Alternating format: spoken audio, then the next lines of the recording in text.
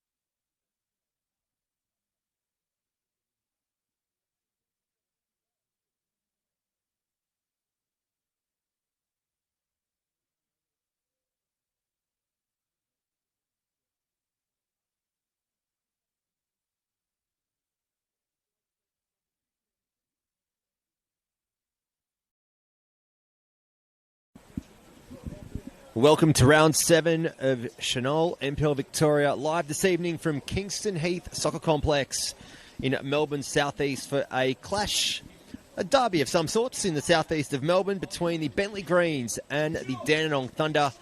Two clubs coming into the 2026 season with different expectations and really surprising a lot of NPL Victoria fans for different reasons this evening. My name is Bryce Ruthven, joined tonight by my co-commentator in Dean Manier. Evening, Dean.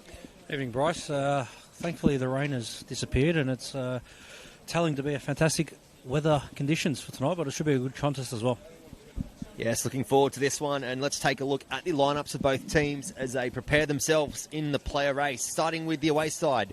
Dandenong Thunder in goals, number 32, Dennis Martin, number 2, Tabina Abani, number 4, Sevdim Ismaili, number 5, Mercer Mehmedi, number 6, Jack Morton, number 8, George Mells, number 10, Joseph Nyawima, number 11, their captain Ali Sulmani, number 12, Jay Romanovsky, number 14, Hassan Jallo, number 23, Lat Maniak. On the bench for the red and black this evening, their reserve goalkeeper, number 1, Andrew Withers, number 15, Parker Williams, number 16, Harry Phillips, number 18, Dante Avian, number 20, Oliver Jankolovsky, and number 22, Wuyek Lee, of course coached by Adam Pittick.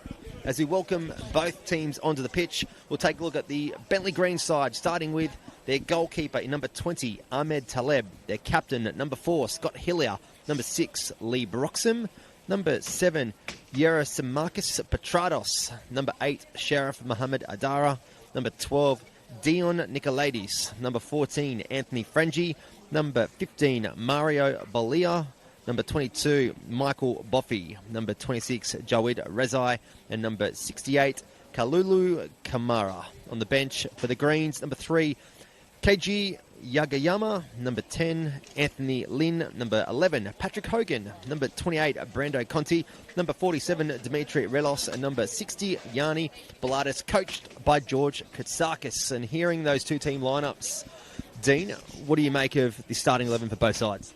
Yeah, I think Bentleigh Greens have quite a rotated squad tonight. Obviously, Dion Nicolaides gets his first start of the year, and I think that might be Ahmed Taled's, if my memory serves me correct, his first start as well, with no Brendan White in the squad for Bentleigh, so the goalkeepers must be injured. And for Danny Thunder, it looks like Withers, the normal number 1, has been put to the bench for the second week running, so unless he's injured. But I'm looking forward to a good challenge, and it looks like Bentleigh have gone with a more attacking side as well.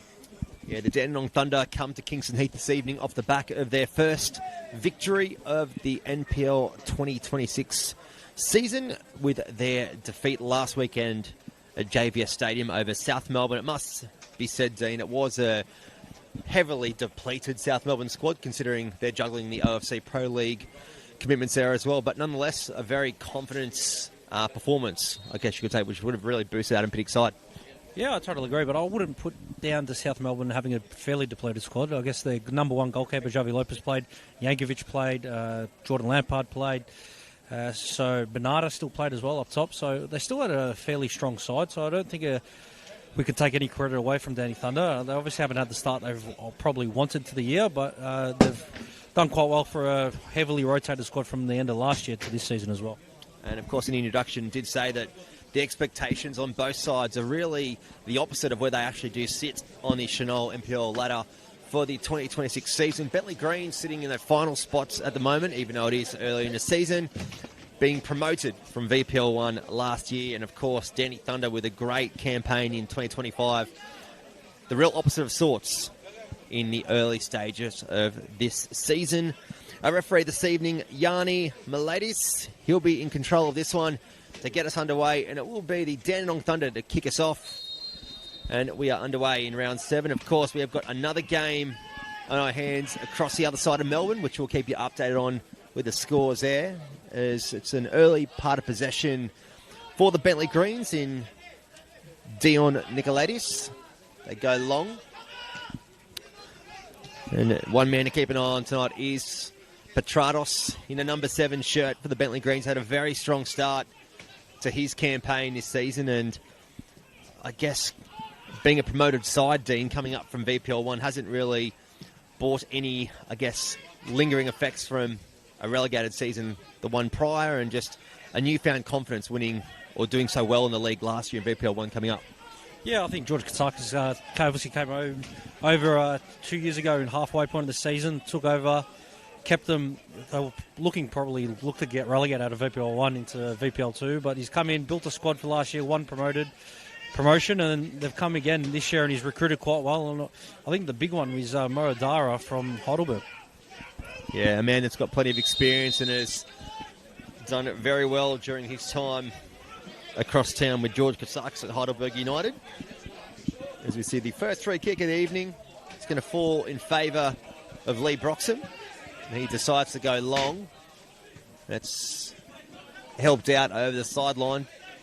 Might have trickled over at a very windy Kingston Heath this evening. It must be said, all of Melbourne has copped some very strong wind gusts today, and it's no different here at Kingston Heath, right next to Moorabbin Airport. If you are joining us on the NPL Victoria YouTube page for the first time, it's in a very windy pocket of Melbourne, and it seems quite still where we are, Dean, up in the commentary scaffolding, which is good for us, but out there it's a different situation. And I guess you've got a coach's hat on weekend to weekend, and how would you use the wind to your effect, or how would you manage it tonight? Yeah, look, I think with the gust that was blowing earlier, I would have gone with the wind in the first half. It looks like it seemed to die down quite a bit out there by adjacing the corner flags. So we see an opportunity here for the Dandy Thunder through Sulmani on that left side in front of Adam Piddick's coaching hut. Of course, it is a nice part of Melbourne here on the back of Kingston Heath Golf Course. We had the under-20s playing behind us on the synthetic prior to kick-off here, as we see the Greens just trying to clear their lines, only as far as Jack Morton. And the Greens do head home to safety to Ahmed Taleb. Of course, Dean, you alluded to a change of goalkeeper tonight for the Bentleigh Greens with Brendan White. From what we could see in the warm-up, he was in a tracksuit, so we're going to say he's probably injured or carrying some sort of knock. Yeah, I agree. And I think when they brought Ahmed Taleb in from Northcote last year, you probably thought of his chances of being a number one, but it seemed like Brendan White started the season, and you can't be really faulting him with the start that Bentleigh have had. Yeah, Brendan White with A-League experience with the Brisbane Roar, and comes to the NPL Victoria, having played a lot of NPL football in Queensland as well. As the Greens decide to go long, looking for Adara.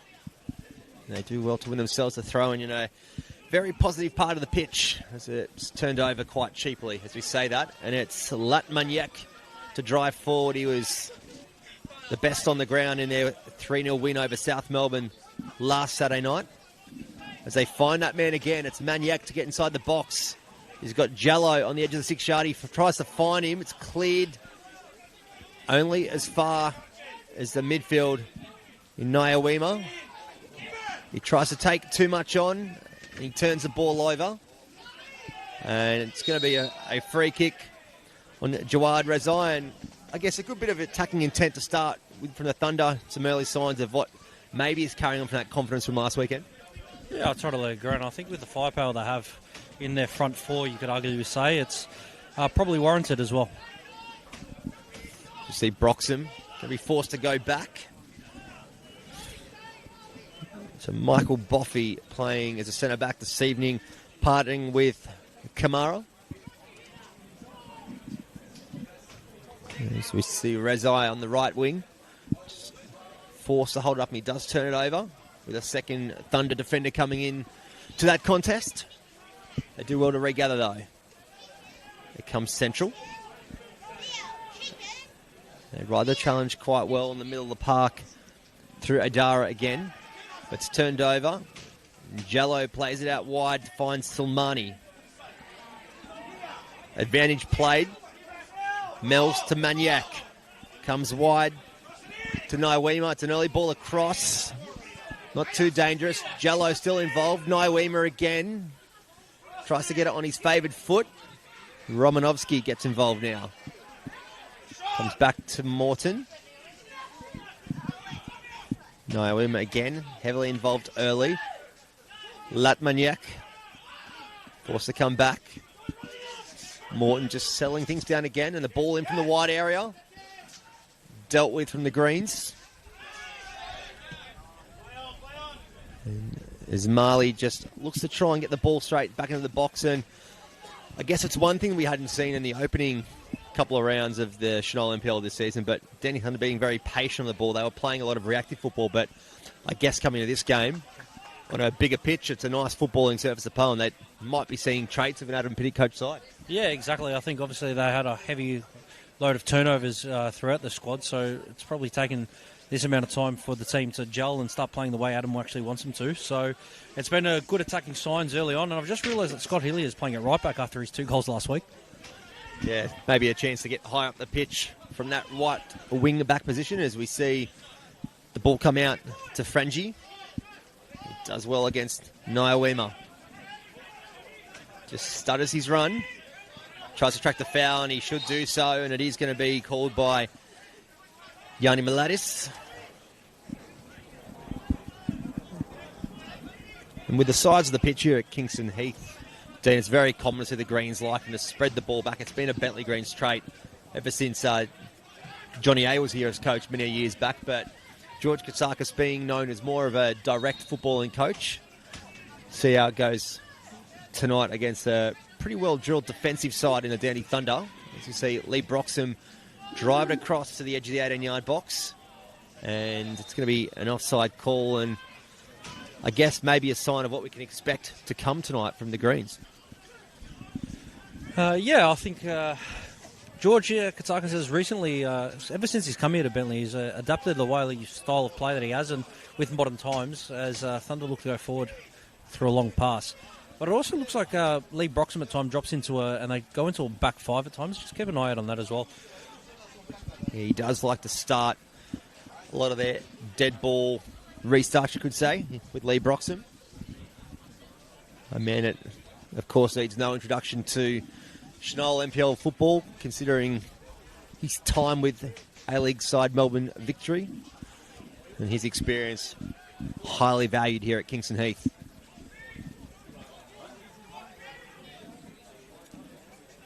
As we see the Thunder looking for the long throw, looking for Maniac.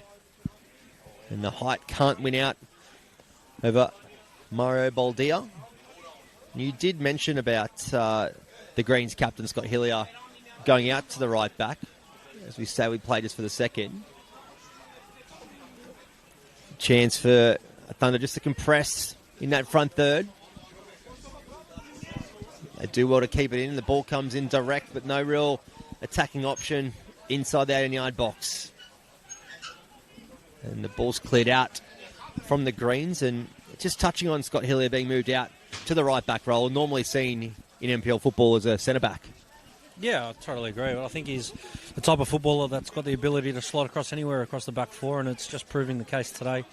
I guess if times are tough, you could put him up top with the heading ability that he has as well.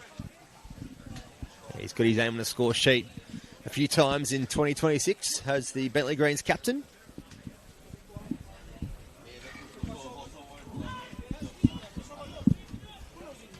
And the Greens in no rush to get the ball back into play as we enter the 9th minute of this fixture. And there, of course, is another big match up in the northern suburbs. Heidelberg United taking on the Melbourne City youth team. It's going to be a great clash as well as this one. We'll keep you updated on those scores as they come through, as the Greens look to drive forward through Jawad Razai. He goes to ground, but nothing to look at there. As the ball's just cleared out by Dion Nicolaides. It's just taking me a time to settle this game as well. Probably the Thunder with the better of the opening 9.5 minutes, you'd have to say. Yeah, I think Thunder have really controlled the ball a lot better than Bentleigh have, and Bentleigh haven't really found that final tick in that attacking third like they did last week, but I think it's just the way Thunder are pressing nice and high, and you can see even when they're in their attacking third, the full press and high line. What was a noticeable trait last weekend in their game against South Melbourne, seeing their defensive banks, the back line and the midfield line too, being a bit staggered, and South Melbourne not knowing how to play through that staggered approach. And maybe it's something that Adam Pittick has looked to change on the training ground after results haven't been going their way in the opening stages, as we see Maniac again getting on the ball, was very involved last weekend in his man of the match efforts. Of course, named in the team of the week as well on the NPL Victoria social media pages. You see Sulmani, just a bit of creativity and an early ball across. Dealt with now as a last minute option to put it over the back line, but the first corner and a real danger ball in started by Ali Sulmani on that left wing. Yeah, fantastic little back heel. Got a couple of yards to shape it. Looked like he was going to cross it in the back heel.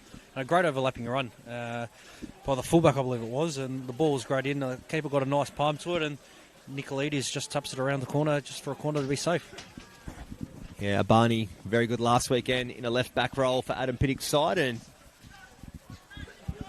again, early involvement in this one. As we see, Sulmani puts the arm up. Can he go to the near post? And it's completely eluded every single play inside that 6-yard box, and a loose bit of defending. Should have been a very positive start for the Thunder. Yeah, that's a big chance gone begging there. I think any ball that's bouncing across the 6-yard box off a corner has got to get some type of body on it. It looked like he's just missed it by half a second, and if you saw Piddick's reaction, he was absolutely fuming.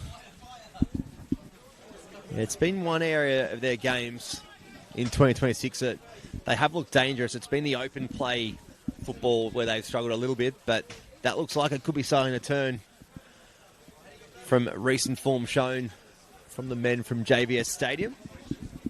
You see, not a bad little turnout for a cooler evening here in Melbourne Southeast. Of course, those of you that have been to Kingston Heath know that the crowd converts over from the synthetic pitch from the younger boys throughout the opening 15-20 minutes as the ball sails over, and it's a very unconventional type of start for the Bentleigh Greens, and maybe it was just a bit of a sign of what happened last weekend with South Melbourne not being sure how to play through the Thunder as well. Yeah, I think it was a great sort of press, and I think like Adams got him really set up quite well in that press, and it makes it very difficult. But then again, you see the pressing high from Bentleigh. You haven't really had the best of starts. I think a little bit of lack of football intelligence there. I would have just squeezed the team up a little bit, have a kick, and try and gain some territory. I did mention that we'd keep you updated on the other game that's on this evening over at the Olympic Village, and I can let you know that Melbourne City have got themselves an early 1-0 advantage courtesy of a 5th-minute goal. So it's a very experienced, well-drilled side in Heidelberg United up against a youthful Melbourne City, but they have a very good start to their life in the top flight of NPL Victorian football as we see Naya Weema, the chance to take on Nicolaides, who retreats. The ball comes out wide to Jay Romanovsky, who comes back to Morton, puts the ball into the box. Just not on the same page there was Hassan Jello. And got to ask, Dean, having seen Melbourne City's youth team play a couple of times this year, I'm not surprised by their 1-0 advantage, but they're doing some good things, are the youth men out of Casey Fields? Yeah, I think the whole Melbourne City program have produced some really good young talented footballers, and a lot of them are now having A-League experience when a lot of those players have come back, of dropping back into that NPL program, and when they do, they perform it to the highest level possible. I also think that there might be a little bit of a hangover potentially with the Heidelberg. They haven't had the start they've idealed, but still on that, they're still on top of the table, and Johnny A is still getting him to play some really good football. Yeah, Heidelberg having an unreal 45 minutes at Jack Edwards Reserve a fortnight ago with a 3-0 lead over the Oakley Cannons, and then almost lost it, holding on to a 3-2 win at Jack Edwards. As we see the Thunder looking just to go direct to Hassan Jalla, as Sulmani gets a touch on, looking for Jallo again. And it will be Naya Weema coming into the starting lineup tonight for Courtney Perkins, who himself got on the score sheet last weekend against South Melbourne, and then, I don't know, it might have been an injury in the celebrations because he was quite pleased with his goal effort last weekend. So we see the Thunder looking to get the ball up to Naya Weema again.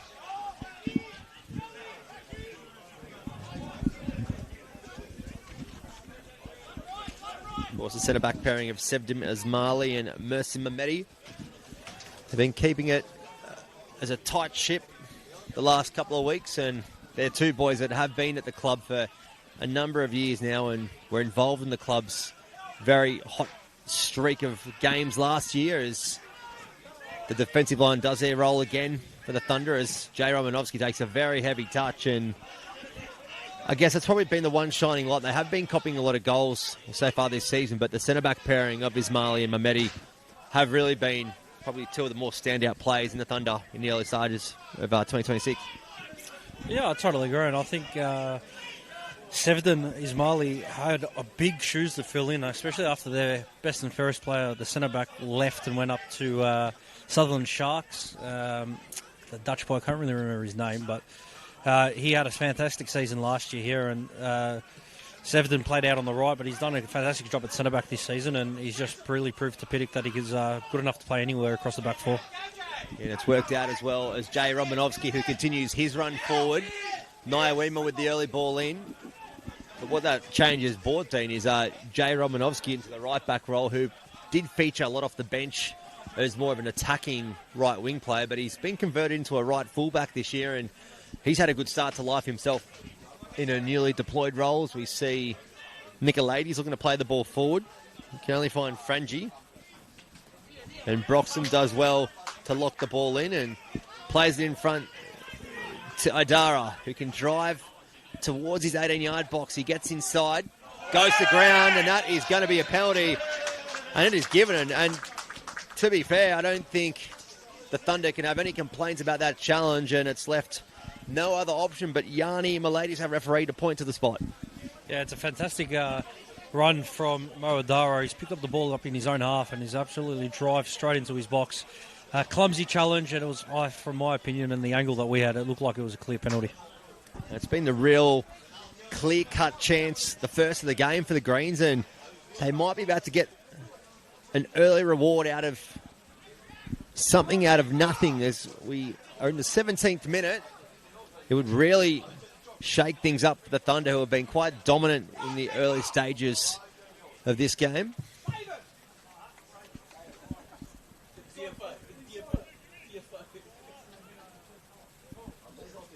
It looks like it's going to be Petrados with the responsibility to take this one. He slots it into the bottom left corner underneath Dennis Morton, and that is the first goal of the evening. It is the Bentleigh Greens 1-0 over Dandenong Thunder. Yeah, well struck penalty by Petrados, and unfortunately for Dennis Martin, it just went under his arm and couldn't really do much about it. I think he was anticipating it to go a little bit higher than it did, but great penalty by Petrados, and look, probably Danny Thunder would feel a bit hard done by as the rain starts to set in. Yeah, it's a not a true reflection on how this opening 18 minutes has played out at Kingston Heath, but nonetheless, you get the opportunities and you've got to take them. That is exactly what George Katsakis' men have done. As Dean just alluded to, a bit of a light sprinkle coming across from the left of your screen to the scoreboard end. As we're underway again. Might help just speed up the pitch a little bit here. It's a very nice surface, as it always is at Kingston Heath. Greens just look to go high and long. Frangi. Broxham again just trying to put the ball forward, and Romanovsky retreats all the way back to Dennis Martins, and it just, again, it's just a sign of a fragile goalkeeper that's really not had too much to do, but Dennis Martin not saving that penalty, and it can just spend the next couple of minutes regathering that confidence. We see Frangi get an early strike away, and it is always interesting, Dean, to see how a team reacts when they've had so much possession but cop a cheap, easy goal that they did in terms of the penalty. Yeah, I totally agree, and I think depending on the reaction they've had, they want to get back into this game as quick as possible.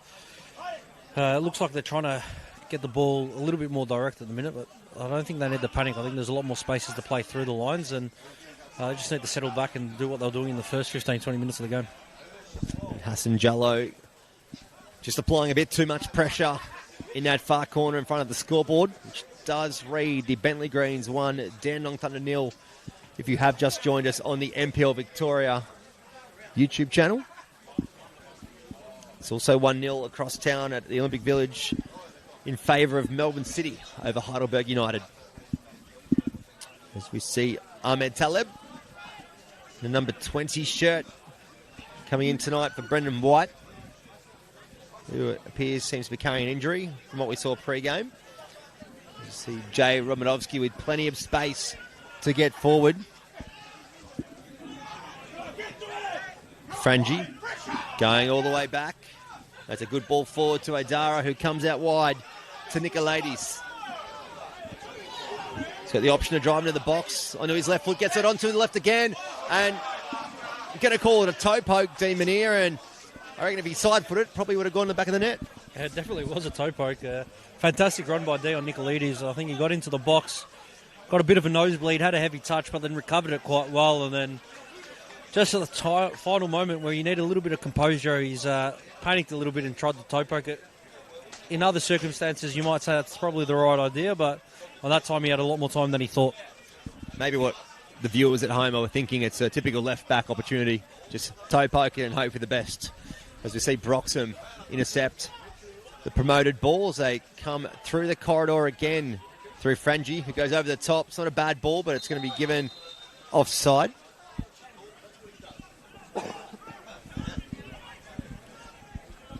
And just another opportunity for the Thunder to settle things down again and get full control of this fixture like they did have in the opening stages. See Dennis Martin marshalling his back line up towards the halfway line.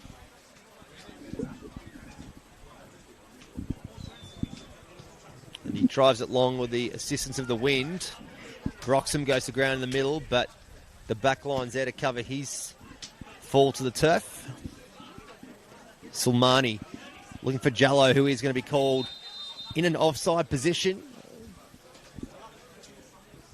And it's surprising when you do have the wind behind you. A lot of teams do tend to go a bit more Route 1 football, but the Thunder really are trying to keep it on the deck and playing between their lines. As we see Hassan Yalla doing his defensive duties. Nicolaides getting forward to Adara. Comes central again. Going to the wide area now through Rezai. Trying to get the ball into his favoured foot. Comes into Frangi, apologies. George Mells. Strong challenge in the middle of the park. Jello doing well to get out of a sticky situation, and they can drive forward through Abani. He continues his run as well in support. Sulmani does use him again. He's remained on side, and the ball sails across the face of goals. That's Anaya. He'll go one-on-one with Nicolaides, put the ball to the back post, and it's going to have a bit too much on it, but a good sign of a quick transition play from the Thunder. Yeah, that's much better from the Thunder. That's the Thunder that started the game. They were a little bit rattled after that goal, but now they're starting to settle into the game. But I would like to address the fact that when Bentleigh, after they scored the goal, were after conceding so much pressure, to then be able to sustain that pressure to Thunder and put the pressure back onto them after they scored. A lot of teams like to sit back on, but Bentleigh went and pressed high, and they've had the rewards for it, but just unlucky in the final third. If there's one trait of George Katsakis coach teams that you do normally see is they love to score goals, they love to score them quick, even going back to his Heidelberg days, as we see the Greens looking to get their way out of a tight part of the pitch. Nicolaides, he heads it home to Boffey. He goes all the way back to Taleb. He drives it long, looking for Adara. He does well to bring it down, and he continues his run forward as well. Frangi with possession, sends it out wide to Rezai. Well, DL looking to get involved as well. Rezai again. Going to get the ball into his right foot. And he does well to win inside a corner. And it's another good bit of transitional play from the Greens. Yeah, really good football there. Moradara is having an absolute joy. Drifting left, drifting right, playing in those pockets in behind Nandy Thunder's sixes. It just looks like they can't get anywhere near him at the minute. So that's a big positive for the Bentleigh Greens. I'd also like to say that obviously Thunder are without Ben Gibber and Kieran Dover tonight. Two big influential players that you think for them. So with the side they have, they're actually playing really well, especially with 2-3 big players out. It's going to be the first corner of the night for the Bentleigh Greens. It goes to the near post. Dealt with by the Thunder so far, and Frangie looks to get the finished product on the end, but just couldn't on that occasion.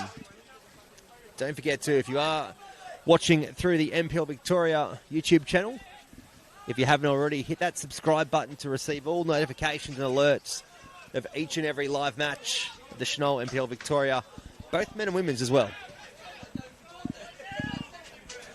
As the Greens go long, looking for Rezzy.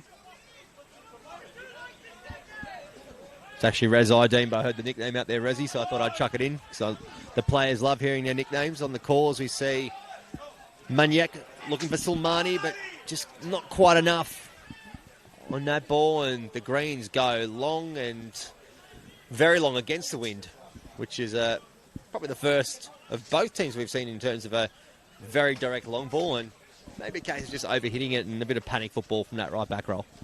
Yeah, maybe a little bit of a 4 and 20 just to get it up and give him a bit of a breath. But it'll be interesting to see how Thunder play out of this. They come out through the corridor looking for Maniac. George Mills just can't find the target. You see Nicolaides showing some patience to Boffy. Comes across to his centre-back partner in Kamara. Once Hillier. Baldia. And the boys in green turn it over, and a referee lets play continue. And I think there are screens of Adam Pittick was to call it back, no advantage, but the referee's done well there, just let the game flow as the ball comes to Maniac with a good touch to Jello. Turns it over, unfortunately, for the men in white tonight. And that could be a free kick given, and it is going to be from Yanni Miladis in a very good position, and it's played quickly out wide. And it's turned over rather cheaply by Nia Weema.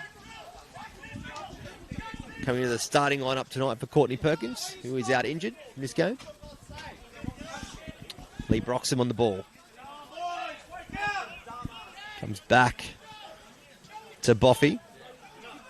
Kamara. And some good defensive work there from Hassan Jello. Broxham. The Greens just happy to keep possession in their defensive third. There's no real urgency from the Greens to get forward at the present time, as you might be able to see the sort of lucky smoke coming out of the canteen here. You've always got to compliment the hard-working kitchen staff at each of these venues when you come down. You sample the cuisine beforehand. I'm going to give it a 9 out of 10, maybe a 9.5. Yeah, probably an 8. The letdown is it's in a pito, not in a gyros wrap, but it's actually very tender, very nice, and very enjoyable. Definitely worth a trip to Kingston Heath for a match if you ever get the opportunity to come out to Moorabbin, as the ball's cleared out of danger by Mameti. Mameti also featuring in the Team of the Week last weekend after his performance against South Melbourne, the Dandy Thunder centre-back. Very strong performance in the middle of the park as we see a foul given.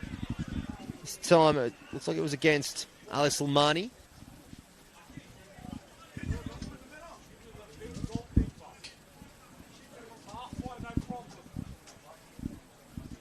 It's a good sign that the rain seems to have left this part of Melbourne, at least for the time being.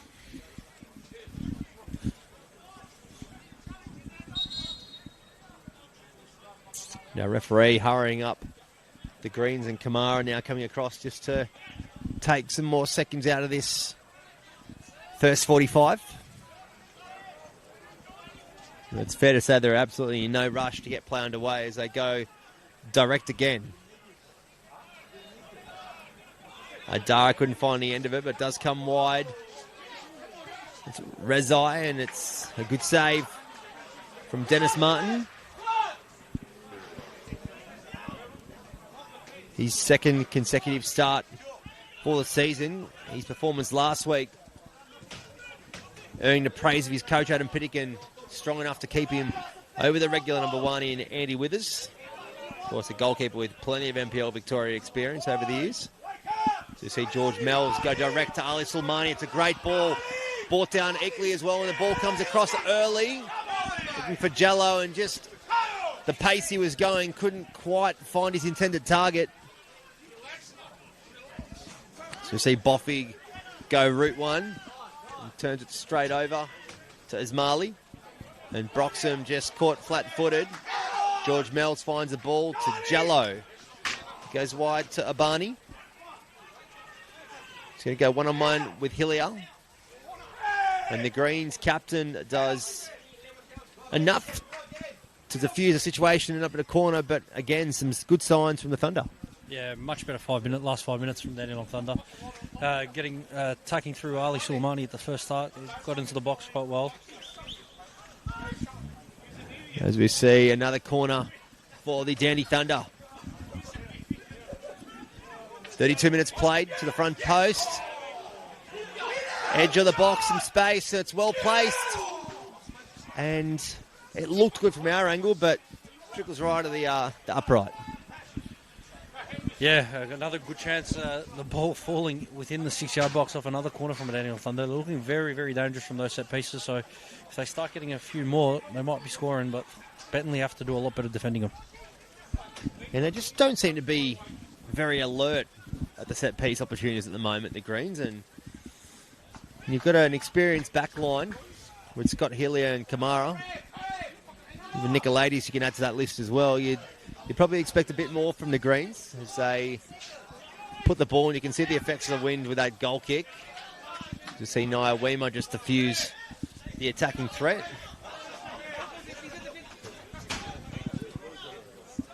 And we've seen a change of wings for Joed Razai.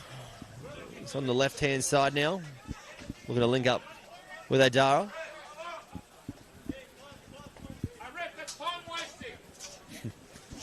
Some encouraging words from the Thunder supporters beneath us to the referee, alerting him of time wasting. I don't know if that exists in the 33rd minute, Dean, but maybe it does for some. As the ball ends up in a bit of a contest. Jallo riding the challenges so far, and sure, the free kick is now going to be awarded, and a few bites of the cherry. It's some good play though from Hassan Jallo, just to really invite that free kick, and again, another set-piece opportunity. Yeah, it was a great body strength. I think if Nicolaides didn't stop, it looked like he actually gave away a free kick. I don't think Yanni Miliades would have blown the whistle there, but another opportunity from Dandenong Thunder here to put the pressure on the goalkeeper and potentially have score a goal. It's going to be George Mells and also Ismaili to deliver this one. Apologies, it was Mercer Mehmeti. Put that ball in, as it's going to result in a throw to the Thunder.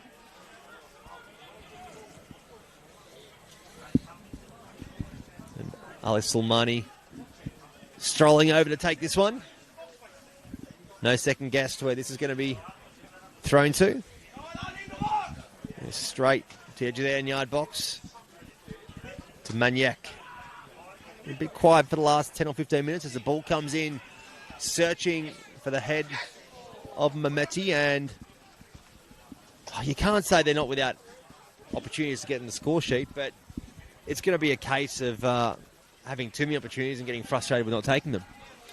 Yeah, I think for any coach, creating all these chances and not having many on target to test the goalkeeper is more frustrating than having these chances, but they're putting the ball in the right areas. As long as they keep trusting and believing in the process, they'll be all right. You see a clearance from Boffy, just catching the wind in the side of the boot as the ball comes in to Mehmeti. Sorry, Ismaili. They swap sides again. Go long, looking for Abani, who's really got himself high up the pitch, and it's going to stay in for a deep defensive throw-in.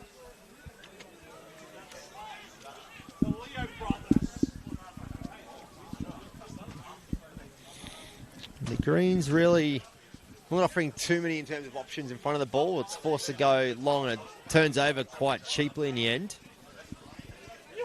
I guess that's just probably a sign there of, since the goal they scored through the penalty, the Greens have just been very reluctant to really push the ball forward at any real intent, as we see Maniac with the opposite trade. He's got one intention, that's to get the ball into the box, and he does so. And it hits the side netting, and again, the reluctance for the Greens to try and play out and be positive with the football looks like it might come back and bite if they continue. Yeah, I don't think they really have tried to play over much. It's more like direct, trying to get the ball, second balls. When they have put the ball on the floor and tried to play, they've created those chances like through Nicolaides, Moradara. That started from the penalty started from Broxham settling it down, playing forward into Moradara, and then Moradara driving.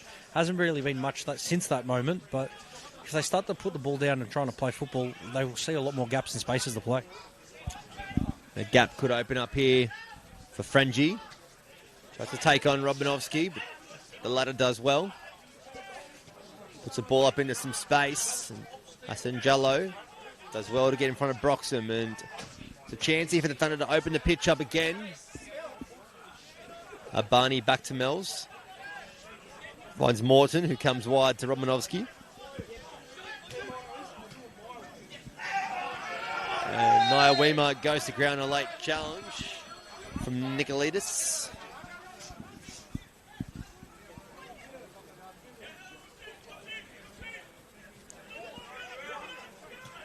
Thunder happy to get things underway reasonably quickly as George Mells is forced to go back. Martin. The Thunder are showing some good patience in this first half.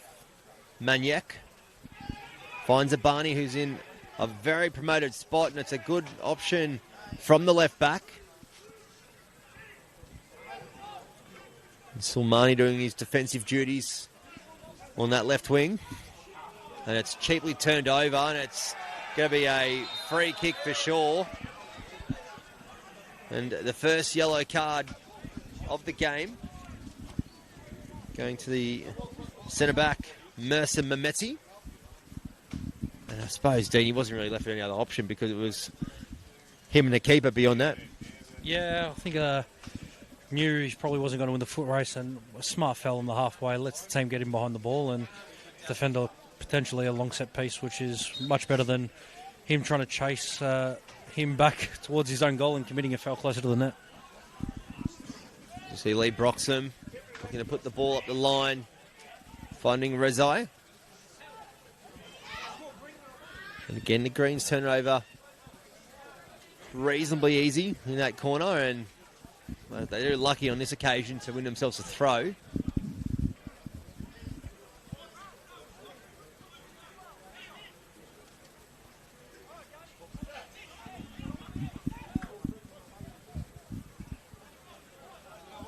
The Greens setting up for the long throw-in.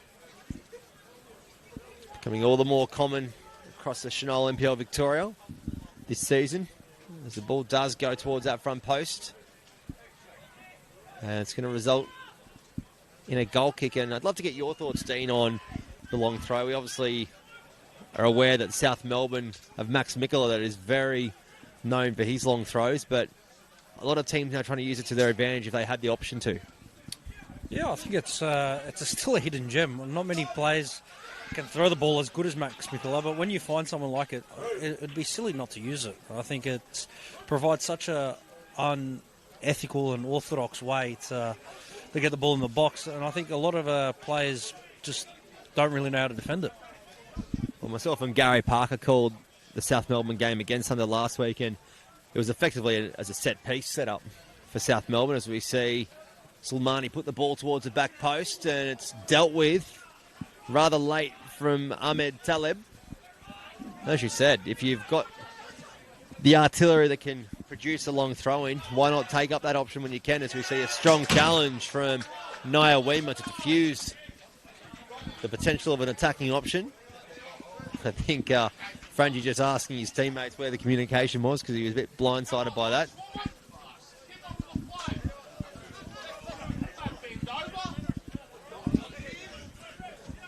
Nicolaides goes long to Idara. Tries to drive central and continues that run to Frangie. Romanovsky does well to read the play, and Niawima can drive forward himself. He decides to, and he puts the ball looking for Maniac, and I don't think Maniac was on the same page there.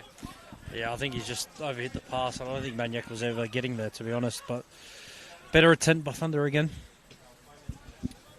Idara does well to ride the challenge. Jack Morton becomes central.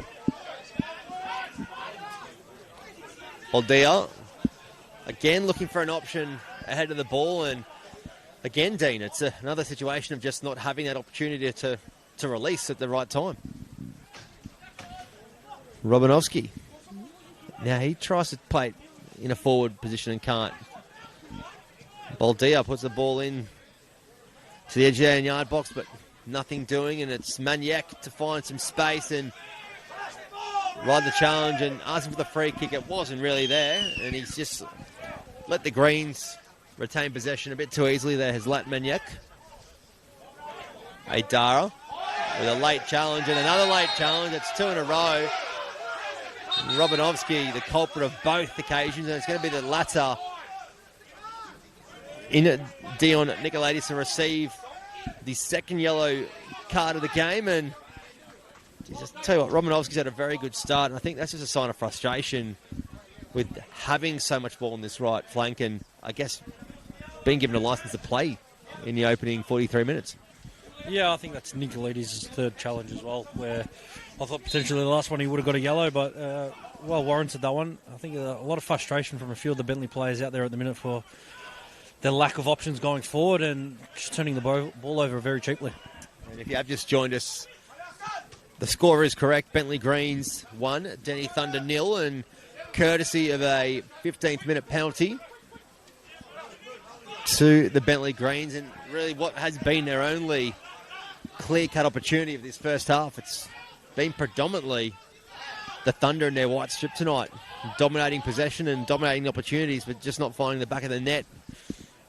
So see Maniac played out to Abani. Forced to come back. Mehmeti delivers. Can't beat Kamara. Lee Broxham trying to put the ball forward again, and he turns it over. Maniac finds a space of Morton. The ball comes in. It's a good one. And it's cleared off by Boffey. Had to be won by the centre-back, and another good opportunity, Dean, to get on the scoreboard for the Thunder. Yeah, Ali Suleimani should have got his head onto that, but there was two of the Thunder players against one defender, and the defenders got his head to it to clear it. But another chance goes begging for Dandenong Thunder. Well, as we approach the 45th minute mark, put yourself in Adam Pittick's shoes. What do you say to your team at half-time coming in of what has really been a dominant first 45 minutes? Yeah, I think you just go back to basics, say keep playing our game, keep trying to play football. Don't start to panic, keep you being patient, and the chances will come. And it's shown in this first half as well. As the game opens up, more chances will open up and have to be created. Romanovsky with the opportunity to drive forward again, finds Niawima. He puts a good ball across. It's blocked out by Boffey at the near post. Idara now has a chance to get forward. He does so at pace. Inviting his fellow attackers forward. Frangie plays it in.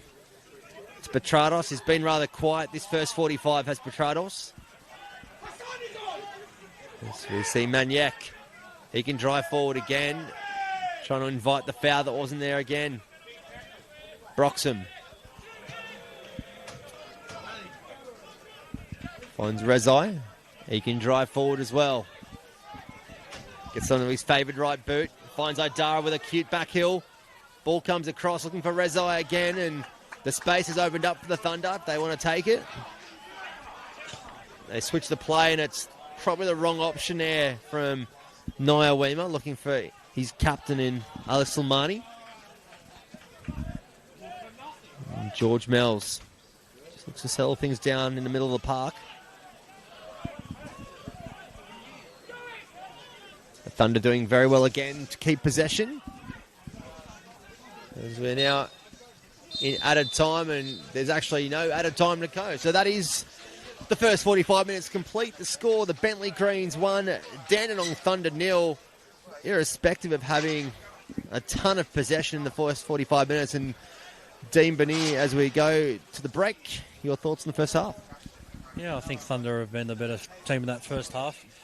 They've been very unlucky. They've created a lot of chances. They're just missing that final little bit of spark to put the ball in the back of the net. But then again, Bentleigh Greens have weathered the storm quite well as well. I think Moadara has been fantastic for them, but they're still just missing that link towards that end of the first half. And make sure you do join us for the second half action here at Kingston Heath Soccer Complex.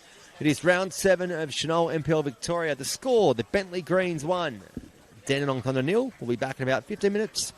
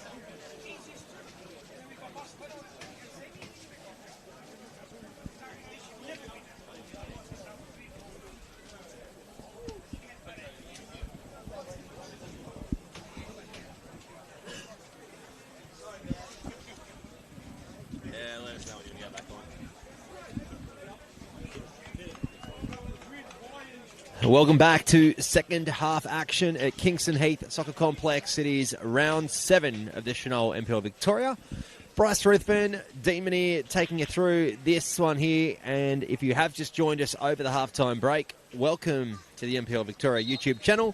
Bentleigh Greens currently hold a 1-0 lead, courtesy of a Petrados penalty kick in the 15th minute. And Dean, probably fair to say the general consensus here at Kingston Heath was that the Thunder dominated everything, possession, chances, opportunities, but just didn't put anything in the back of the net and trail on the scoreboard.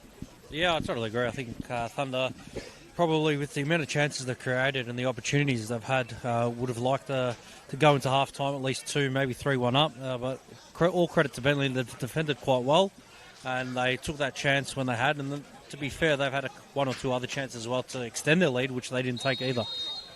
Now, referee Yanni Miladis gets us underway for the second 45 as we see Route 1 football from Kamara and the effect of the wind that is running from the left to right of your screen as you watch all the action live on YouTube. Dennis Martin goes searching for Maniac. One out by Lee Broxham. Rezide gets the opportunity to put the ball into the 18-yard box and does so well and truly over the back of the 18-yard box. That will be a goal kick. No changes over the halftime break. Probably not too surprising in terms of the way that I suppose both coaches would have gone into their halftime talk. Interested to get your thoughts, Dean, on what George Katsakis would have said to his men, not having too much possession or dominant chances, but also leading on the scoreboard. Yeah, I think he would have just said, well done on scoring the goal and creating that opportunity, but just to keep going, be well organised, stay compact, be hard to break down, and when we get that opportunity to play, try and play. I think when they have put that ball on the floor, they've looked a lot better than they are, but obviously it's a tactic they've thought that might be able to expose Dandenong Thunder by playing a little bit more direct. It's a very football-friendly surface here at Kingston Heath, as always, and the ball comes in across and half dealt with. In the end, a bit of an awkward one there for the centre-back of the Dandenong Thunder, and it's going to be the first corner of the second 45, and there is another game happening across the northern suburbs of Melbourne tonight up at the Olympic Village. Heidelberg United currently trailing Melbourne City 1-0, and it is actually gone to 1-1 at half-time, so we haven't checked the score, so that'll teach us to do a check. Thank you, Dean, for that one. And, I saw the goal of Melbourne City courtesy of Beckham Baker in the 5th minute. It was a nice little finish.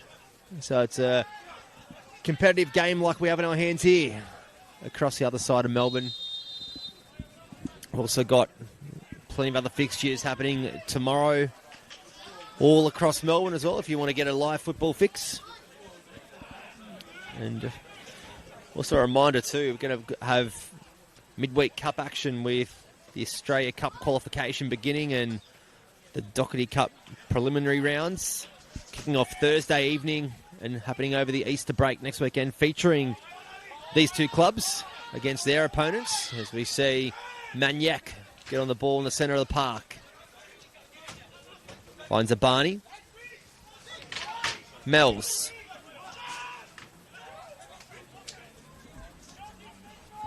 Chance to drive forward.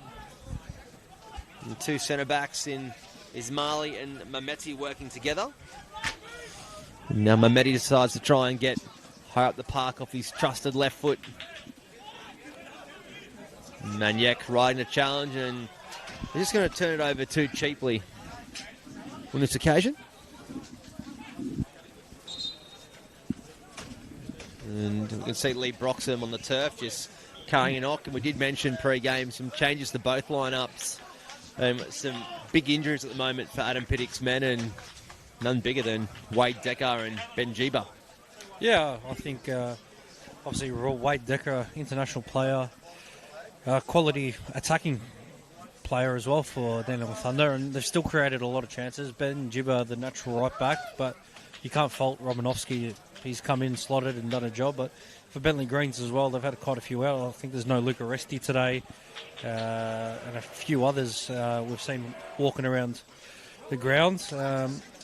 I think it's been well played by both teams. I think it just shows the depth that both squads have.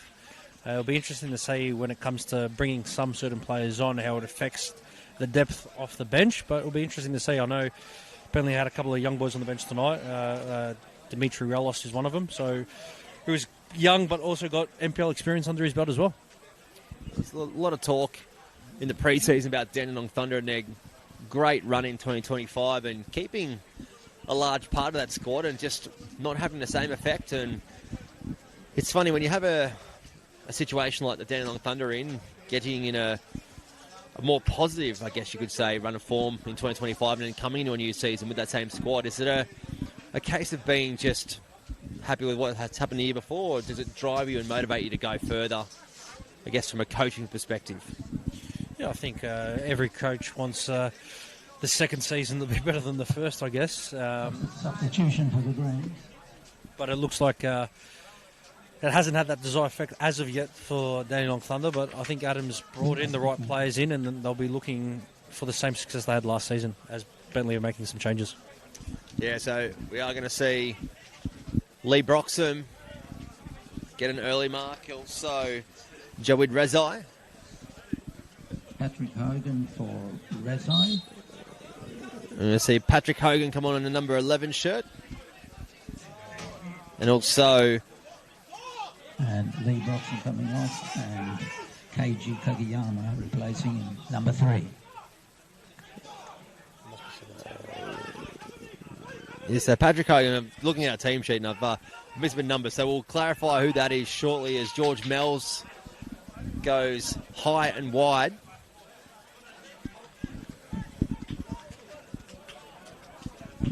We're looking at the numbers on the shirts, and maybe there was a late change of numbers, Dean, because not what I've got on my team list, so we'll have to have a look and update you, of course, via the wonderful Dribble app, the new way of looking at fixtures. So yeah, Patrick Hogan in the number 11, but it looks like a number 17 to me, but we'll get that sorted out. As we can see, a strong challenge in the middle of the park.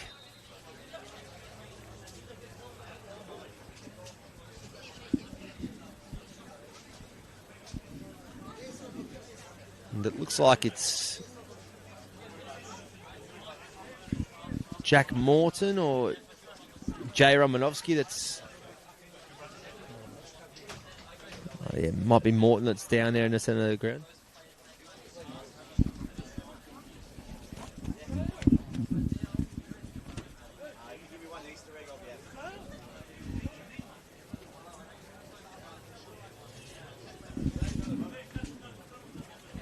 And with the brief stoppage of play, a friendly reminder, as we're going to see a substitution brought up here for the Thunder.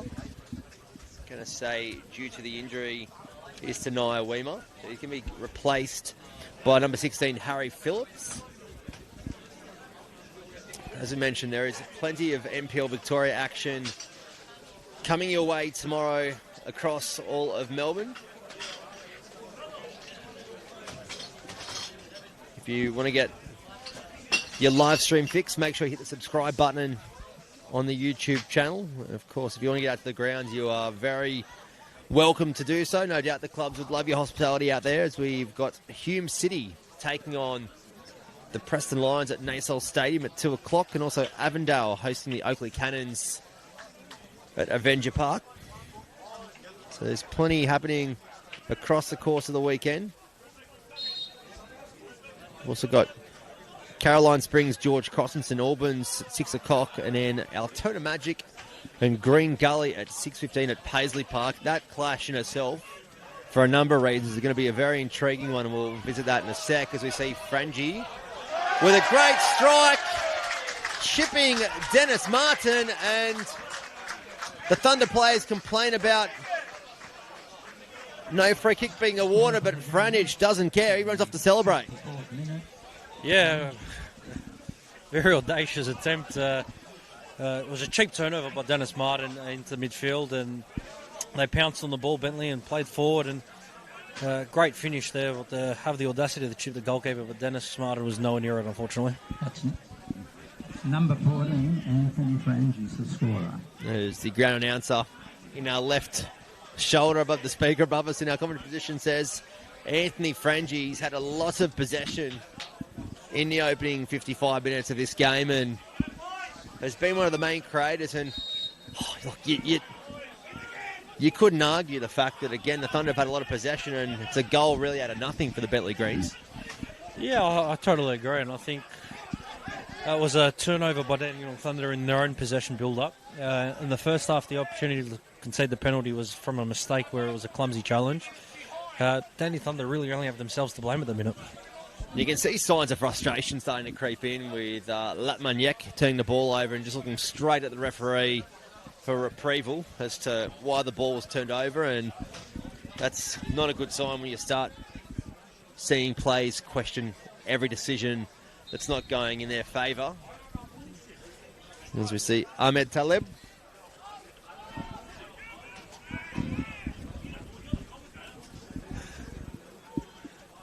As we've got the Greens winning a throw-in in a positive part of the pitch, and I've just been reminded by one of the Bentleigh staff members here that it was a call for an offside that wasn't given. So no doubt you'll get the highlights of that during the week on the social media pages across NPL Victoria. Frangi comes across and the ball turned over by Hogan. And George Mel's looking to play the ball quick.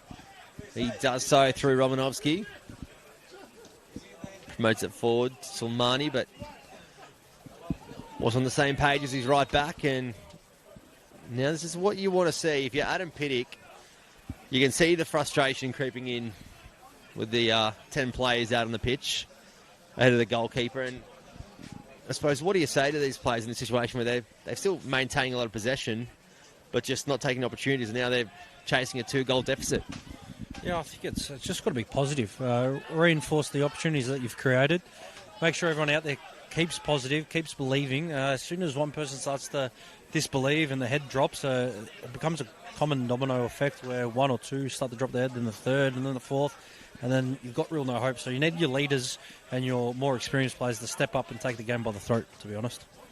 And there's plenty of those out there wearing a white kit tonight in Dandenong Thunder. Plenty of boys with top flight experience at both state and A-League level, as well as the ball's cleared out by the Thunder. Lack of communication at the moment here. Adara drives into the box. It's a slight tap off. Bit of trickery. A strike again from Frangi, and it's cleared out, and it's going to be a goal kick. And I'm surprised how the Greens couldn't find the net in that situation. Yeah, desperation at its finest by Dandenong Thunder, but Bentleigh really should be 3-0 up.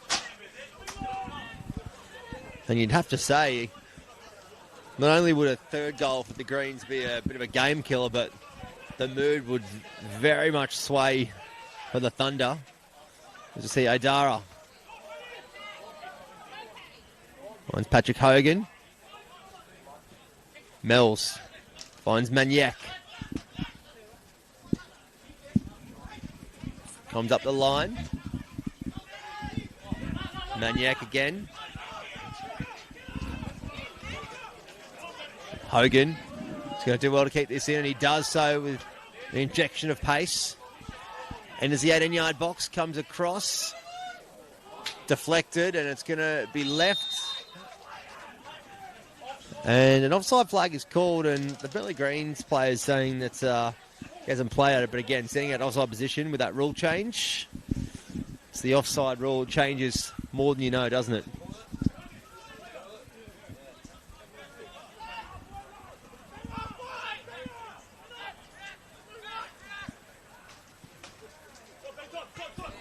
Hogan, again. Defended well by Hillier, who retreats into his right back role, and that's where the ball goes.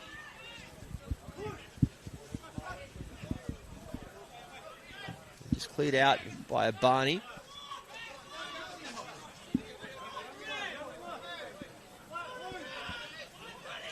So it will be that man to take the throw.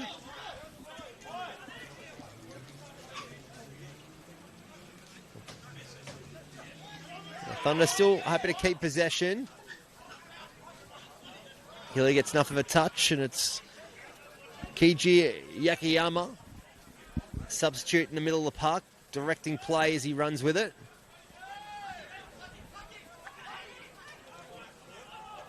Ball played forward in an offside position again, and maybe the change for the Greens is just going to give that natural bit of energy that George Kosakis has been looking for to hold off any sort of attacking threat from the Thunder. Yeah, I think it's been a positive change. I think Thunder, after conceding that second goal, haven't really been able to get out of their defensive half, and they've struggled a little bit, but they really just need to start playing their own game of football. The changes that they made hasn't had potentially the desired effect that they wanted, but as they look to keep playing. Thunder still happy to play the style that Adam Pittick does like to install in his team, and it's a very strong challenge from Jay Romanovsky. He's going to earn a talking to. He'll do well to escape a yellow card. Yanni Milady's just having to control maybe a bit of frustration from the Thunder.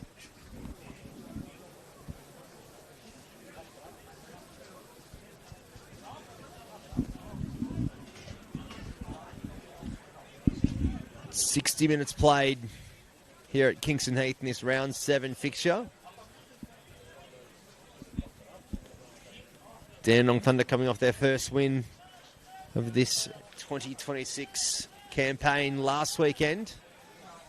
The Bentleigh Greens sitting nice and comfortable at the moment in the finals playoff spots.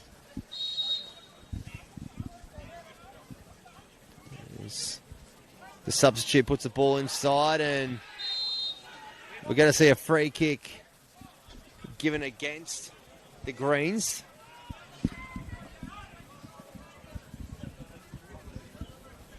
And I don't know if it's just me, Dean, but it feels after that second goal that we've had from the Greens that the game's gone into just this unusual lull, which you don't normally get after a goal's been scored. It's normally the opposite effect.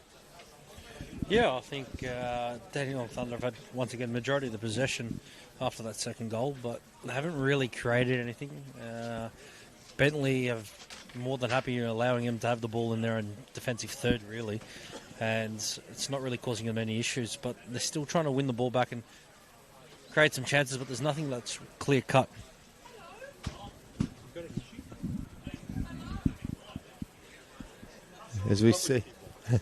As we see the goalkeeper still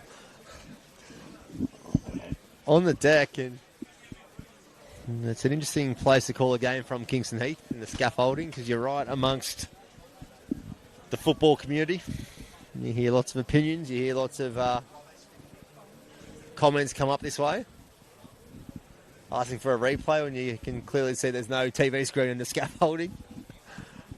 It's one of the joys of Senol NPL football, as we can see Dennis Martin still on the ground receiving treatment, and doesn't look as though he's moved all too much, as we can see Andrew Withers being readied on the sideline, so it looks as though it's going to be a substitution of goalkeepers. Hoping for some well wishes here for Dennis Martin. There's just a lot of Thunder players around him with concern.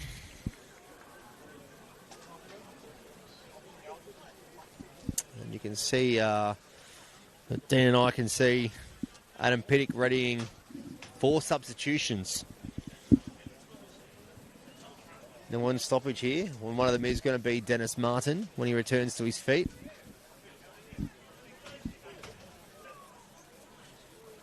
And I think it's a clear sign of Adam Pittick seeing enough and wanting to actually get something out of this game.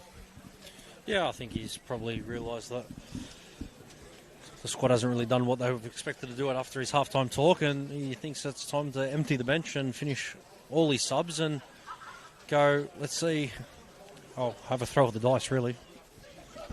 So it's going to be Hassan Jallo coming off, being replaced by number 15, Parker Williams. So looks like George Mells and Jack Morton. So the centre midfield pairing are being replaced.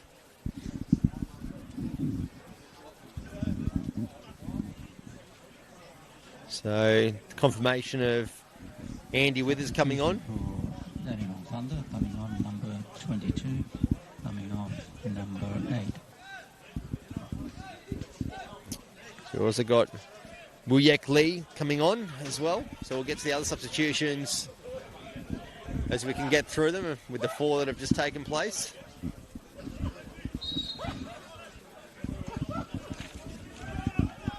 And we're back underway after the stoppage. You see Ismaili played the ball forward. Comes to one of the substitutes in Parker Williams. Drive forward, Ali Slimani's got the space and he turns it over.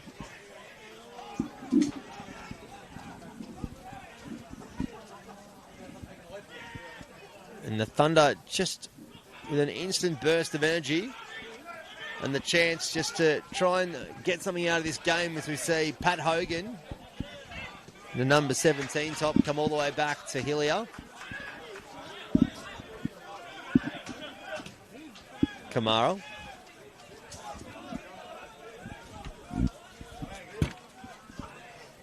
The Greens just trying to open up the park where they can.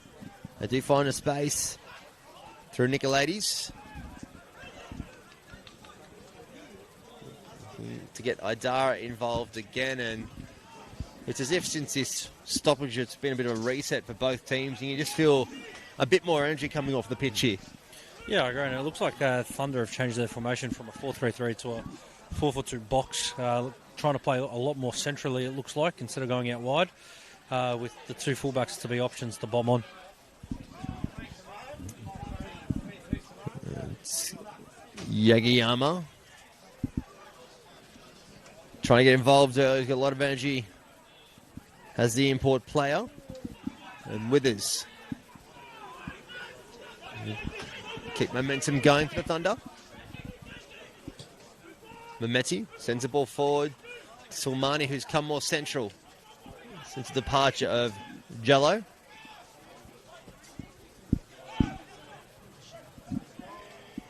And just taking a glance over at the Thunder bench, Dean, it looks as though there's the players that have come off. It's not too often that you see 4 players substituted at the one exchange as we see the ball blocked by the Greens. But looks quite a deflated bench over there at the moment, doesn't it? Yeah, I think they realise that they've probably potentially let the game slip, and they've had the better chances. They just weren't more clinical, and unfortunately for Dennis Martin, he looks like he's in a pretty bad way, being carried off the pitch, so hopefully he's not too bad either. You see Romanovsky just slip over on the turf. Strong work at the back. Kamara forced to retrieve to Hillier, who goes to the crossfield switch. Looked as though it was more of a rushed option up from the Bentleigh Greens captain. Nonetheless, it will result in a throw-in for the Greens as we hit the 68th minute mark. And you're right, seeing Dennis Martin being helped off the back of the pitch towards the player race, he definitely doesn't look like he's in a good way. Yeah, I think it might have been a bit of a head knock. Hopefully he's not concussed or anything, but good to see goalkeeper coach carrying him off, and it looks like he's had to stop as well, so he looks like he's not in a good way at all, and hopefully it's nothing too serious. What's one of those situations where you think there'd have to be a stretcher around to assist, just to make things a bit more comfortable for Dennis Martins as he's walked across half the pitch, and we haven't got a stretcher beneath us on the fence, so yeah, hopefully he's all right. The goalkeeper for Thunder, as the replacement, and Andy Withers drives the ball long.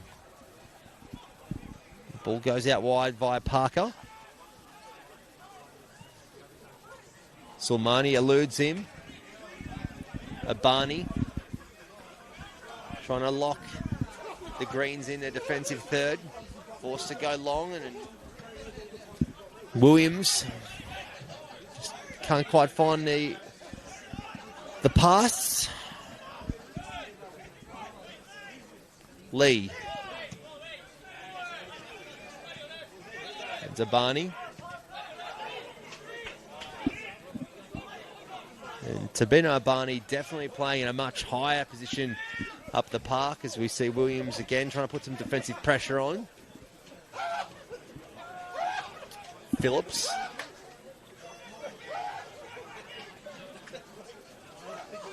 Romanovsky trying to use that right channel. Goes to ground looking for a free kick, but nothing given.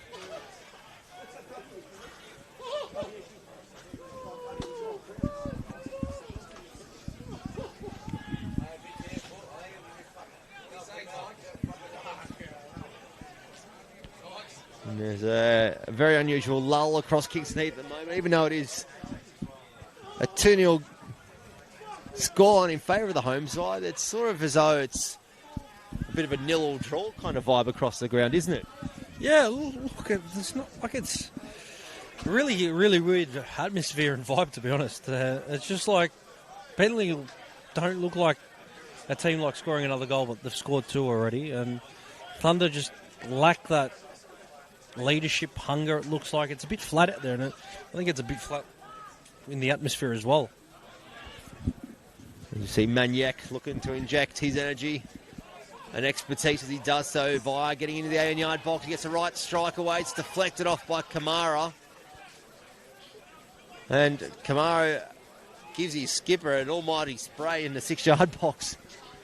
I don't think there's too much more that Scott Hillary could do. I think it was more just a case of Maniac really injecting his energy into the game. Yeah, maybe he was just saying there's no need to dive in. Just hold your feet, stand. He's going nowhere. But fantastic quick feed and a great save by the goalkeeper. So it will be the substitute in Wuyak Lee to deliver the corner.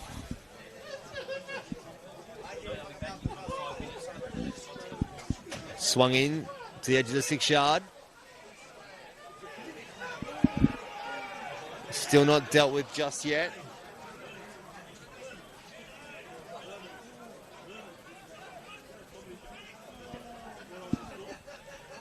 The ball comes back. Now driven forward to no real option for the Greens, and it definitely has a bit of a sense to it, Dean, where the Greens are happy to just to sit back and just put up that shield of the 2-goal advantage. As we see Maniac get inside the box, get it off his left foot. Well saved by the goalkeeper.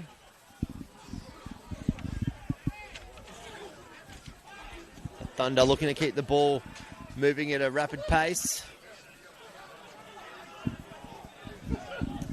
It's fair to say Ahmed Talib hasn't had too many times to be called upon in this second half, but when he has been, Dean, he's very much been up to the task. Yeah, well, I think the chance before Thunder had the ball ricocheted between the two centre-backs, Mehmedi and Ismaili. Couldn't put the ball in the back of the net, and once again, there's that looks like a lack of desperation in that 6-yard box, but once again, they're getting closer, but still no cigar. It's still very much to play for, with about 17 minutes and a fair bit of stoppage time to be added to this one.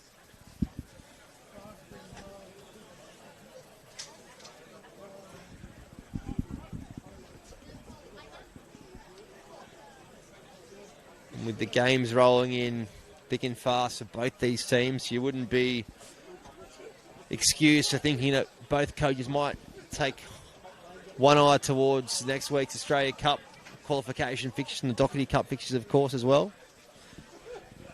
Both of these sides are going to feature from games that do kick off from Thursday evening, a fair few Thursday evening games next week, with Easter happening next weekend. So going to the days, Dean, of clubs thinking they get a weekend off over the Easter break. It's now a chance to squeeze in some cup football. Yeah, I guess you still get the weekend off if you play on the Thursday. It looks like Thunder are making another sub, but if my math corrects me, this is their 6th sub, is it not? Oh, no, because Dennis Martin would be a concussion sub, wouldn't it? So, but yeah, Cup football next week is very good, and obviously the mighty Bayside Argonauts, we've got a tough home game against Port Melbourne, which we're looking forward to. But Thursday night football, lets the players have the weekend off, I guess, for Easter, and enjoy the festivities. Andy Withers goes searching for Abani in a promoted position up the park.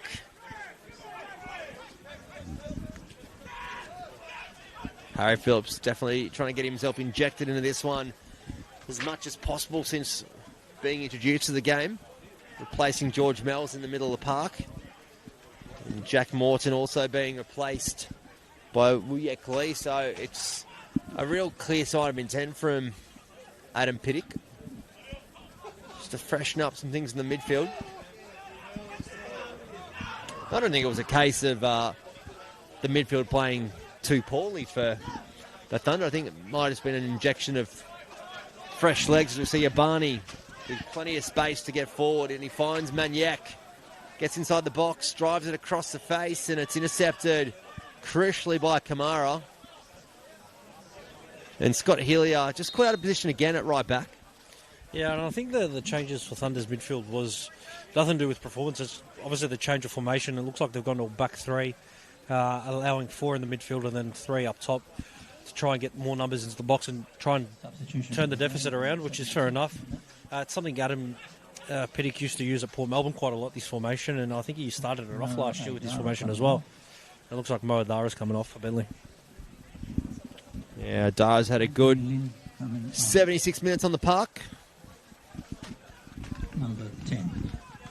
Might be one of the players to feature amongst the player of the match votes and potentially the Senol NPL Victoria Team of the Week, which comes out every Tuesday via the social media pages for the NPL Victoria. There's been a bit of a common theme amongst the Team of the Week in the opening 6 weeks, Dean, with some well-known names starting to occur on that team, or as part of that team, week after week. As we see the Thunder come all the way back to Williams, Abani, and he does well to win his side. Another attacking opportunity from the set piece, and I'm going to say this is probably about the 12th, maybe 15th set piece opportunity they've had this game. They've had countless chances, the Thunder, and at some point they're going to have to take one. As we see the corner being readied and delivered to the back post. And it's a very clean header. And it's the substitute that brings the men in the all-white strip tonight back in this game. It is 2-1 to the Bentleigh Greens, but it is all to play for, Dean Munir.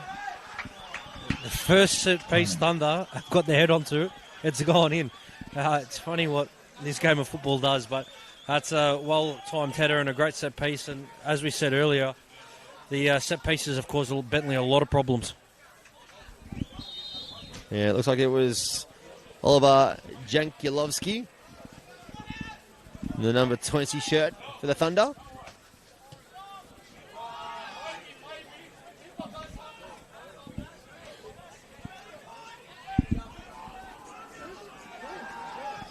So it's all to play for in the remaining 12 minutes of the round 7 fixture. The goal scorer goes long and you can hear the vibrance coming off the Thunder bench now. Maniac with a strike, and he's probably not going to get too many as easy as that, and he's put it to the right of the goalpost. Yeah, fantastic chance, and it looks like Dandenong Thunder have found their spark again, and they're starting to create more chances, and this was the only issue with Bentleigh sitting so deep so early on. If they did concede one, Thunder will get their tail up and have a good sniff and a good 12 minutes of hard cracking football to come. Well, we saw it last week in their performance against South Melbourne. They got the first goal and they really just ran on with it. The goal gave them a lot of confidence, and it could be about to occur again. Barney on the left wing gets the ball across. Maniac inside the box, getting it onto his right, gets a strike away, but it's a rather tame effort in the end. Safely into the hands of Ahmed Taleb. Williams. Mehmeti going all the way back to Withers. So the bench has basically been cleared for Adam Pittock now, and what is out there is what is going to bring his side back into this game. And the Thunder sails definitely up in the wind here at Kingston Heath. Which I must say, Dean, seems to have been dropping off as the game's gone on, compared to how it's been across Melbourne all today.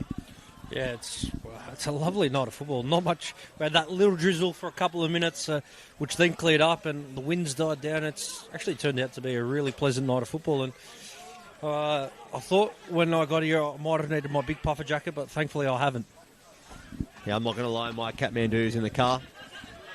Opted against not using it, but there's plenty of them out and about here at Kingston Heath as we start to get a taste of winter across Melbourne. Even reports of snow today, Dean, up at Hotham. So maybe that's the chill factor in the air. Lee comes back to his centre back. Sulmani just trying to get the ball forward again.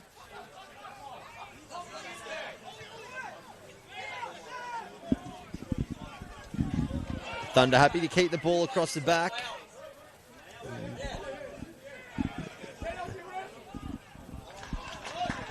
It looks as though it's Mercer Mehmeti that's received an early mark as well. So Adam Pittock showing all of his cards.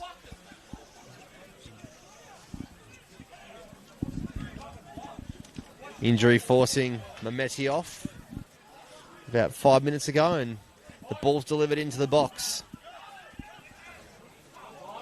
And a chance to break here for the Greens. And there's Miles still going to sell things down involving Lee. Maniac on the right wing has a chance to break forward in some space. And a very late challenge over there, and there's going to be a yellow card for Mario Baldio, and it was right in front of George Katsakis, which might come as no surprise. Wasn't happy that the free kick was even awarded, but it's again a very dangerous position for the Dandenong Thunder. Yeah, I totally agree. And you probably can't hear the real roars that the Thunder supporters on the far side are giving their team at the minute, and it's a really good atmosphere now. It's funny how we went from a nice, lull, quiet venue into a team that now starting to have belief and positivity, how the crowd's getting in behind their team. The Thunder set it up for another set-piece opportunity. Well inside the double digits now for set-piece chances. It's delivered into the back post. Not dealt with by either side, it must be said. It's going to just be a stoppage in play due to a Thunder player on the turf.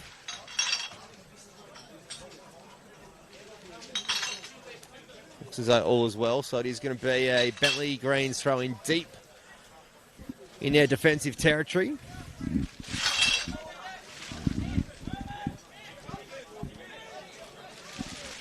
Scott Hillier in. Absolutely no rush to take this one. Now being hurried along by Yanni Miladis.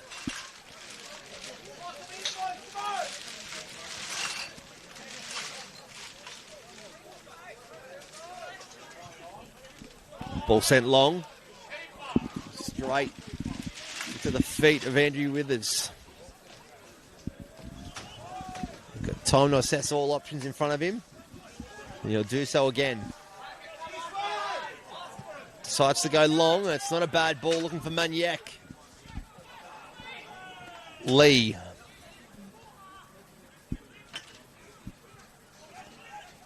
Anthony Lynn playing as the sole target man for the Greens in the number 10 top. Chance to come wide here for the Thunder. Looking for a Barney, and he does well to bring in Harry Phillips. Comes central.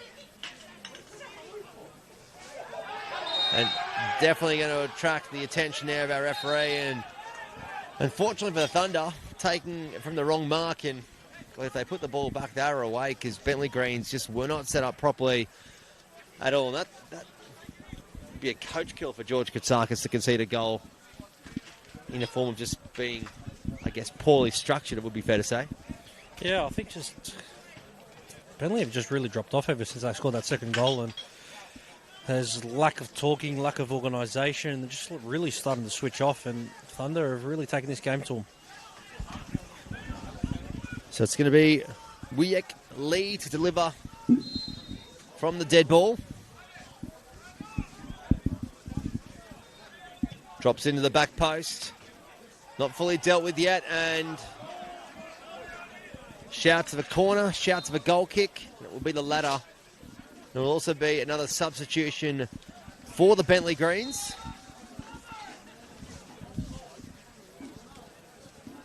And it looks as though it is going to be...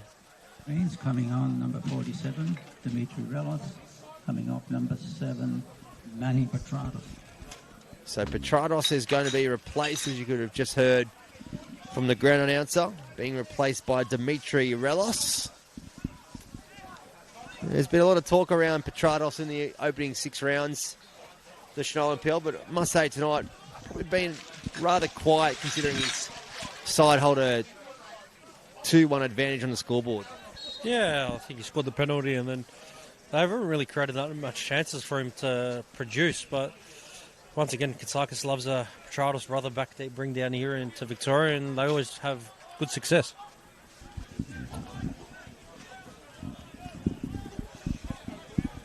Romanovsky just looking for an option. Finds it in Sulmani, who's in a proper battle. Wins out on that occasion. Maniek trying to bring in Sulmani again, and neither side is giving an inch. And Sulmani, that is going to be a challenge from behind. And you can see the Bentleigh bench all erupt at once. Adam Pittick and his bench also erupted too at the other end of the ground. And the end result is a yellow card to Ali Sulmani. Yeah, look, I don't think the referee was going to give it, so it must have come from the linesman or the fourth official. It was a bit hard to see from this angle, but it looks like Deo Nicolaides is in a bit of trouble. Yeah, it looked as though it was the far assistant referee calling that one on behalf of his match official team.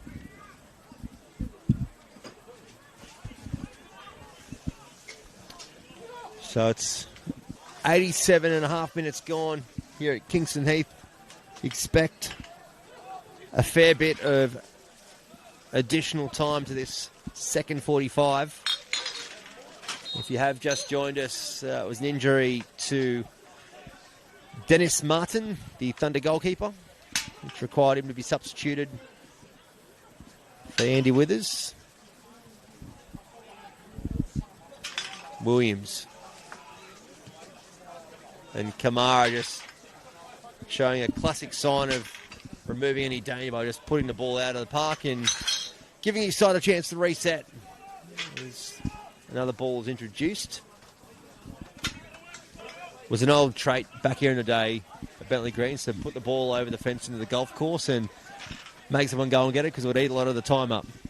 Yeah, and if you've noticed now, they've moved the fence, the back fence, further back to allow it for incidents like that. But once again, a very good venue to put a ball over the fence and waste a bit of time. But now with the new rules, there's a lot of time added on anyway. As we see the Thunder looking to get forward again. Phillips finding a Barney, but continues his run forward. That's Avian. And wins his side a corner. So the Thunder definitely still playing for some sort of share of the points here at Kingston Heath.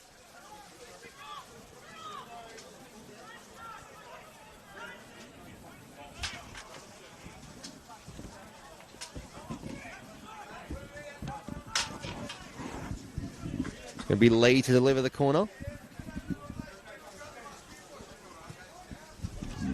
Whipped well and truly to the back post. Not properly dealt with yet. Shouts to a penalty.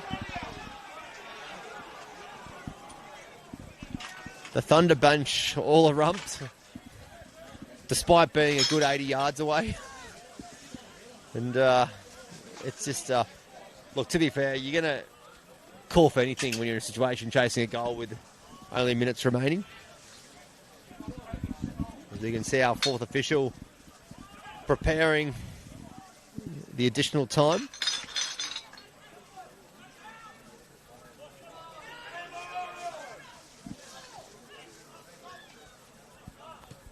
Kamara just turns the ball over again, straight to Andy Withers. So we're going to see, this is a 5 minutes, 9 minutes of additional time. Wow. My glasses aren't working properly tonight. So 9 minutes of additional time. The ball turned over cheaply again, and it's a chance for Anthony Lynn to get the ball forward, but just chasing nothing in the end.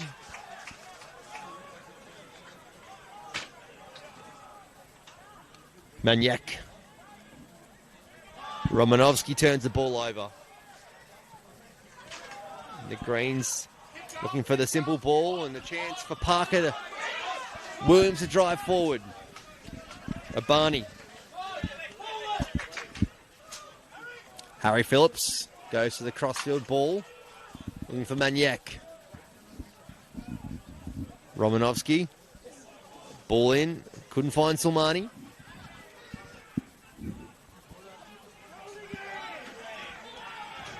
And there was a lot going on in the space of 5 seconds there, and the free kick is called back. And can't tell whether George Katsakis was complaining about the challenge or the advantage being taken away from his side.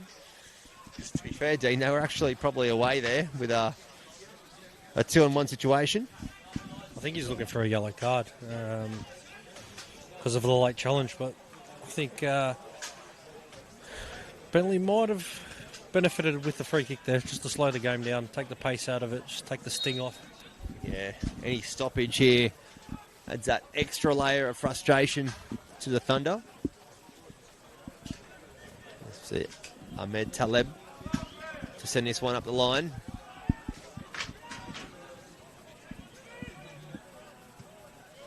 Ismaili sends the ball long, and it's just turned over again on the halfway line.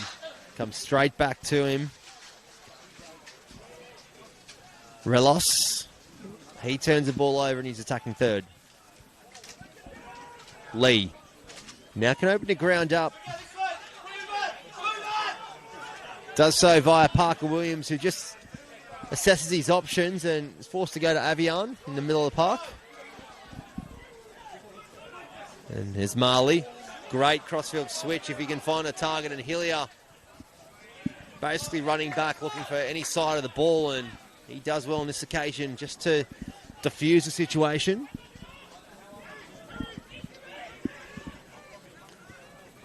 Ball thrown into the 18-yard box. And the free kick's going to be called. It'd be hard to say that was a deliberate act. I think it was going for the football was Harry Phillips, but nonetheless, got a free kick. Yeah, probably wasn't meant, but another opportunity for Bentleigh to slow it down, bring the trainer on, have a look, and then take the free kick. But the issue is now the trainers come on, they're going to go down to 10 men, so they're inviting more pressure because there was no yellow card. And they haven't looked all too convincing, have the Greens trying to get the ball out of their defensive half.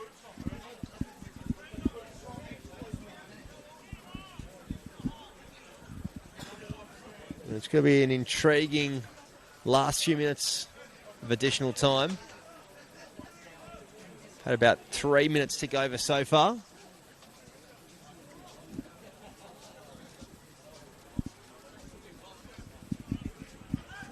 So the Greens down to 10 men temporarily is the thumbs given for the green light.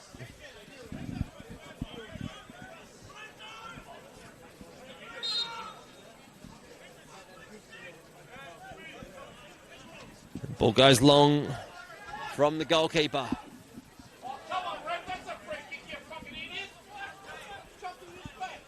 Andy Withers finds Williams. And Williams just looking for a forward option, and Bentleigh have set themselves up quite well. Now they return to 11 men. Williams again. Ball forward from Yankolovsky, the goal scorer for the Thunder. And the line's just cleared there from Michael Boffey. He's had a good game at centre-back, and it's a bit of a situation involving the Thunder players and a straight red card for a Bentleigh Greens team official over there. I think trying to slow the play down, and referee was having none of it. Yeah, goalkeeper coach Freddie has been sent off for pushing the ball back towards his bench, which is very silly, to be honest. Gets him out of a warm-up next weekend, or in the cup game at least this weekend coming. This ball comes back to Williams once again. Avian. And the Thunder substitutes really trying to add something to this game for Adam Piddick's men. Lee. Maniac, he's got some room to move. Finds a Barney, puts the ball across. He's given offside, so it will be to no avail, even though the ball does end up in the back of the net. The grunts of disappointment for the Thunder supporters, and it's some good intention there from Abani, but unfortunately just misread that line, and the Bentleigh Greens escape one there. Yeah, great play. Bit of a scramble and then a great ball in, but unfortunately his run just went a little bit too early.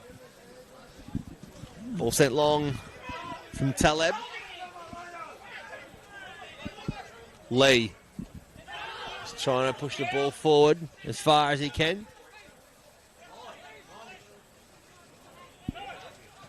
And the Greens looking to go one-on-one on this right side. Relos trying to add something for his team.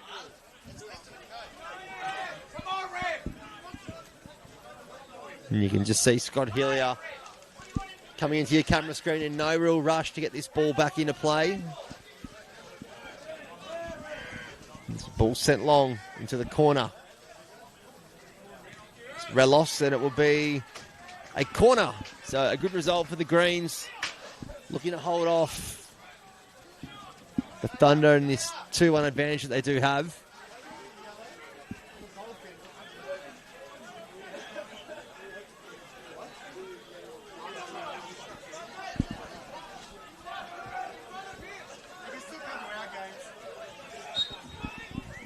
And you can see the three Greens players there. It's going to be a battle in the corner. And easily diffused via a goal kick. And you can just see the Thunder players showing some clear signs of frustration now. They want to get the game going. Fair to say most of the momentum is with the men in white. So he come forward through Ismaili. Ball goes long via Avian. Kamara goes to ground rather theatrically, trying to get something out of it from the referee, and the Thunder again win the transition battle. They push the ball forward. And a goal kick is going to be given. It's fair to say, Dean, the intention for the Thunder is all there, and the Bentleigh Greens is just holding on to anything they can. Yeah, I totally agree, and I think Thunder will probably be ruining the first half chances they missed, and a couple of those chances in the second half, and unfortunately I think they've just left it a little bit too late. So deep into stoppage time now.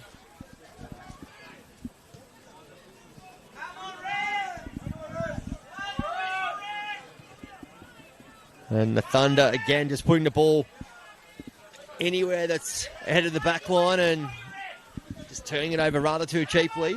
Trying to get a result out of this. Withers goes long.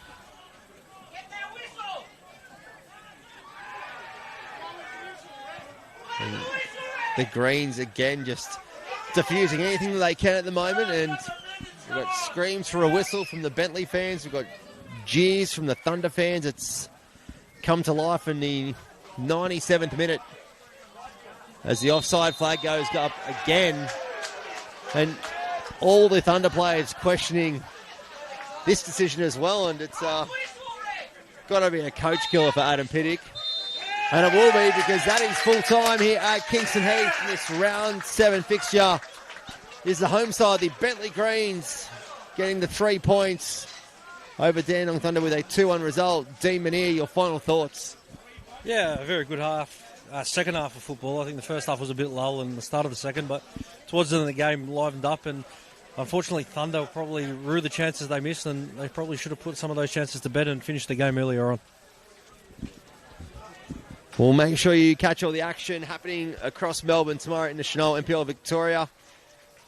Hit the subscribe button here on the NPL Victoria YouTube channel, and of course catch the highlights during the week on all the social media platforms. It is Bryce Ruthven and Dean Manier that have taken you through the action here from Kingston Heath Soccer Complex. The final score, the Bentleigh Greens 2, Dandenong Thunder 1.